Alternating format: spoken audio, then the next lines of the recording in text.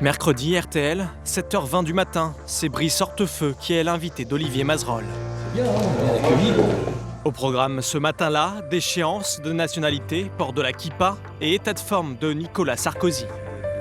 Comment va-t-il? Parce qu'il baisse constamment dans les sondages, les Français le rejettent en majorité. Il y croit encore? D'abord, quelle est là aussi la réalité? Vous savez, les commentaires sont libres, bien sûr c'est votre rôle, mais les faits sont têtus. Pour les responsables politiques, être matinal, c'est une obligation. Le matin, ces émissions sont largement suivies, plus d'un million, largement plus d'un million à RTL d'auditeurs, et c'est sans doute un des meilleurs moyens, pendant que les gens sont chez eux, se préparent pour expliquer, partager et essayer de convaincre. Le bon invité au bon moment, c'est ce que cherchent tous les journalistes politiques. Il ne faut pas se dire il faut que je décroche un tel parce que c'est un nom. Voilà. Ça, c'est pour moi le plus mauvais choix. Parce que si vous avez un nom mais qui n'a rien à dire, qui n'est pas du tout dans l'actualité, ça n'intéresse strictement personne. Heureusement, les hommes politiques ont plein de choses à dire. Vous vous réveillez avec une ministre ? Patrick Cohen, sur France Inter. Bonjour Najat Vallaud-Belkacem. Bonjour. Vous vous faites une beauté avec François Bayrou. Ah, c'est inédit depuis longtemps, oui.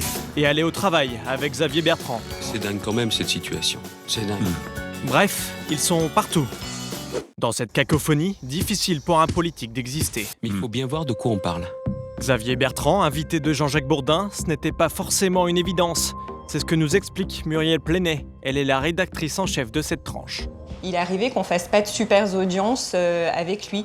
Aujourd'hui, président de la région Nord-Pas-de-Calais-Picardie, ou même quand il était en campagne, c'est quelqu'un avec qui on a fait de très bonnes audiences. Donc il y a aussi des invités, des politiques qui sont de bons clients à certains moments, et moi à d'autres. C'est toujours la même chose, en fait, il faut qu'il soit dans l'actu. Primaire, on verra bien la primaire.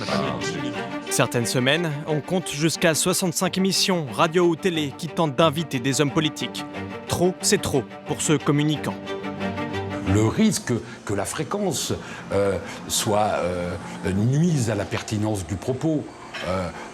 Je ne crois pas que même les meilleurs puissent être...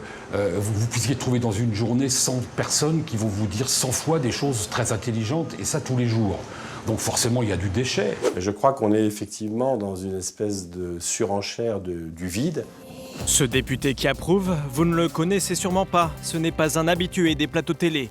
Il regrette ce trop-plein de politique. C'est ce qui explique en partie la crise de confiance des Français. Comme tout le monde parle, tout devient égal. Et donc ne peuvent être retenus, ne peuvent être audibles au point où on en est, que ceux qui hurlent le plus fort.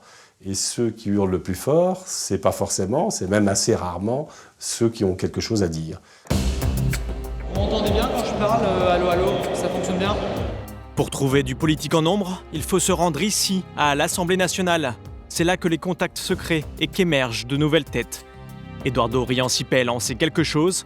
Le jeune député est à l'aise avec les journalistes. Une étiquette de bon client qui le fait monter au sein du Parti socialiste.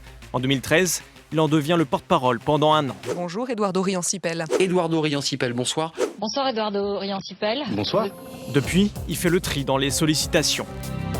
Les hommes et les femmes politiques ne sont pas suffisamment préparés à se déployer dans les médias, et notamment aujourd'hui où nous sommes dans une période nouvelle avec des médias en flux continu. La télévision vous donne un petit sentiment un peu narcissique, égocentrique, où celui qui y va a le sentiment d'exister parce qu'il s'y voit à la télé, et ça c'est le piège à ne pas commettre. C'est arrêter de croire que sa petite figure médiatique est une existence réelle. Mais qui accueille le plus de politiques à la radio? C'est RMC, avec 55% des invités de la matinale. À l'opposé, Europe 1 fait plus de place à des personnes issues de la société civile. Jean-Pierre Elkabbach, vous recevez Laurent Berger, le secrétaire général de la CFDT. Une tendance que commencent à suivre ses concurrentes, car la politique, entre deux élections, fait moins recette. C'est pas parce qu'on vous sert quelque chose que vous n'aimez pas manger que d'un coup, vous devenez anorexique. C'est simplement parce que l'offre, ce qu'on vous sert, n'est pas suffisamment satisfaisante. L'audience, elle reviendra. Moi, je vous fiche mon billet que pendant la présidentielle, il y aura des émissions qui cartonneront à la télévision et en radio, on pourra mettre de la politique et ça ne lassera pas les auditeurs. C'est une question de séquence. Encore une fois, les Français adore la politique, mais il faut en faire différemment et il faut en faire au bon moment. Pour les responsables politiques, en quête de visibilité, il faut donc trouver le bon équilibre. On aime tous la lumière, mais attention, elle peut brûler.